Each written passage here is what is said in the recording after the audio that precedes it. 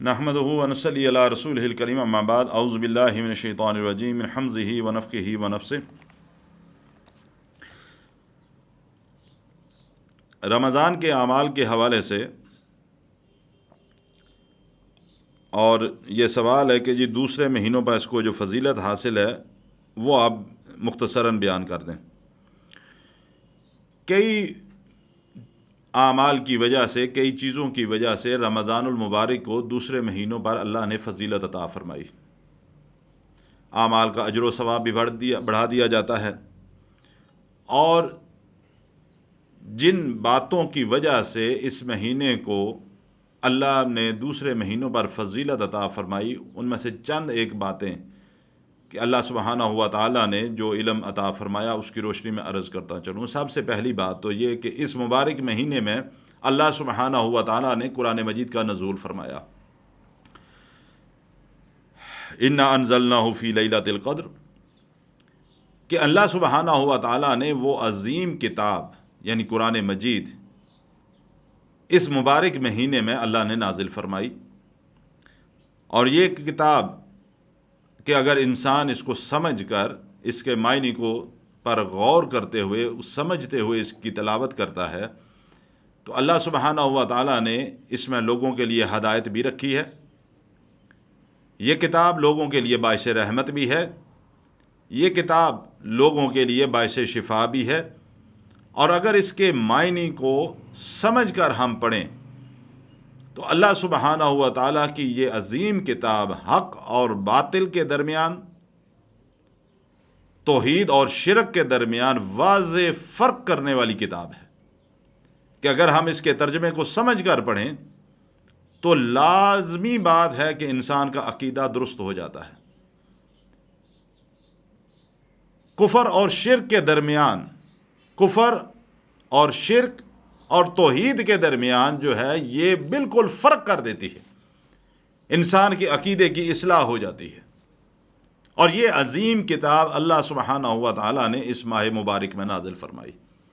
دوسری بات، امام الانبیاء محمد رسول اللہ صلی اللہ علیہ وسلم فرماتے ہیں، جابر رضی اللہ تعالیٰ عنہ حدیث کے راوی ہیں، کہ آپ صلی اللہ علیہ وسلم نے فرمایا کہ بے شک اللہ سبحانہ ہوا تعالیٰ اس مہینے کے اندر ہر روز افطاری کے وقت یعنی شام کے وقت بہت سے لوگوں کو جہنم سے آزاد فرما دیتے ہیں، اور یہ صرف ایک روزے رمضان نہیں ہوتا یا 2 رمضان تک نہیں ہوتا، آپ صلی اللہ علیہ وسلم نے فرمایا یہ ہر رات ایسے ہی ہوتا ہے۔ یعنی اس مبارک مہینے کی یہ فضیلت ہے کہ اللہ سبحانہ و تعالیٰ اپنی مخلوق کی کثیر تعداد کو روزانہ جہنم سے آزاد فرماتے ہیں۔ جب افطاری کا وقت ہوتا ہے تو ہمیں چاہیے کہ ہم ہاتھ اٹھا کے اپنے اللہ سے بخشش کی دعا مانگیں، اپنے گناہوں کی معافی کی دعا مانگیں۔ اللہ کے رسول فرماتے ہیں صلی اللہ علیہ وسلم، قبولیت کی اوقات میں سے یعنی دعا کی قبولیت کے اوقات میں سے یہ وہ بہترین وقت ہے کہ جب افطاری کا وقت ہو، دسترخوان لگ جائے، اپنی حیثیت کے مطابق جو بھی افطاری کے لوازمات ہیں آپ کے پاس موجود ہیں، آپ کے سامنے لگ چکے ہیں، چند لمحات باقی ہیں اذان ہونے میں، افطار ہونے میں، اس وقت ہاتھ اٹھا کر آپ اللہ سے جو بھی دعا مانگیں اللہ تعالیٰ قبول فرماتے ہیں، اور دعا میں سب سے پہلے اپنے گناہوں کی معافی مانگیں۔ اللہ کے نبی فرماتے ہیں صلی اللہ علیہ وسلم، یہ وہ وقت ہے کہ اللہ لوگوں کی کثیر تعداد کو جہنم سے آزاد فرماتے ہیں، یعنی ان کی بخشش فرما دیتے ہیں، جنت کے اندر داخل ہونے کے اسباب بنا دیتے ہیں۔ تیسری بات، اللہ کے نبی فرماتے ہیں صلی اللہ علیہ وسلم، اس ماہ مبارک میں جنت کے دروازوں کو کھول دیا جاتا ہے، جہنم کے دروازے بند کر دیے جاتے ہیں، اور سرکش قسم کے شیاطین کو جکڑ دیا جاتا ہے۔ اور اللہ کے نبی کیا فرماتے ہیں صلی اللہ علیہ وسلم، ابو ہریرہ رضی اللہ تعالیٰ عنہ حدیث کے راوی ہیں، آپ صلی اللہ علیہ وسلم نے فرمایا جب رمضان کی پہلی رات آتی ہے تو سرکش قسم کے جنوں کو، شیاطین کو زنجیروں میں جکڑ دیا جاتا ہے، جہنم کے دروازے بند کر دیے جاتے ہیں اور جنت کے دروازے کھول دیے جاتے ہیں۔ اور ایک اعلان کرنے والا اللہ کی طرف سے پکارتا ہے، اے خیر کے طلبگار آگے بڑھ، اے خیر کے طلبگار آگے بڑھ، اور اے شر کے طلبگار اپنے قدموں کو روک دے۔ اس سے کیا مراد ہے؟ سرکش قسم کے شیاطین کو جکڑ دیا جاتا ہے۔ جو بڑے بڑے سرداران ہیں جنات کے، شیاطین میں سے، ان کو زنجیریں پہنا دی جاتی ہیں، جکڑ دیا جاتا ہے۔ جنت کے دروازے ایسے کھول دیے جاتے ہیں کہ اللہ تعالیٰ شیطان کو زنجیریں پہنا دی، اس نے جکڑ دیا سرکش قسم کے شیاطین کو، اور ہر عمل کے اوپر اجر و ثواب کو بڑھا دیا۔ اس سے کیا مراد ہے کہ میرے بندے، میرے کہنے کے مطابق، جو دین میں نے تجھے بتایا اس کے مطابق اپنی زندگی بسر کر۔ تو دن کو روزے میں ہوتا ہے، روزے کی حالت میں بھی اپنے آپ کو گناہوں سے بچا، اور اپنے اس مہینے کے اندر اپنے اعمال کو میرے حکم کے مطابق اور محمد رسول اللہ کے طریقے کے مطابق بنا۔ میں تیری بخشش کر دوں گا، مجھ سے دعائیں مانگ، میں تیرے گناہوں کو معاف کروں گا۔ میں نے جہنم کے دروازے اسی لیے بند کر دیے کہ میں بخشنے والا ہوں، میں معاف کرنے والا ہوں، تو مجھ سے معافی مانگ، میں تیرے گناہوں کو معاف کرتا چلا جاؤں۔ ہماری کوشش بھی اسی بات کی ہونی چاہیے کہ پورا سال باقی ہم عمل کرتے وقت جو کوتاہی برتتے رہتے ہیں، اس رمضان میں تو کوتاہی نہ برتیں۔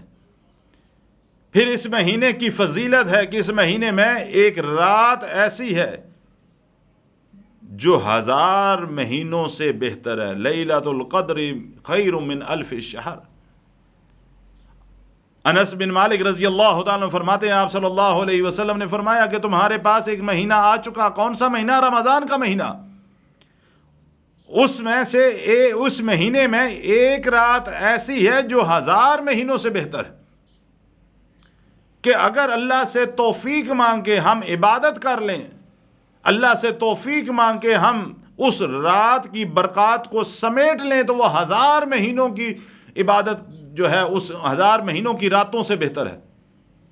اور یہ رات اسی مہینے کے اندر ہے۔ کب آئے گی اس کی وضاحت انشاءاللہ آگے میں حدیث کے اندر کروں گا۔ ہماری اس بات کی کوشش ہونی چاہیے کہ ہم حد الوسع کوشش کر کے ہم اس مہینے کے اندر کثرت کے ساتھ نیک اعمال کریں۔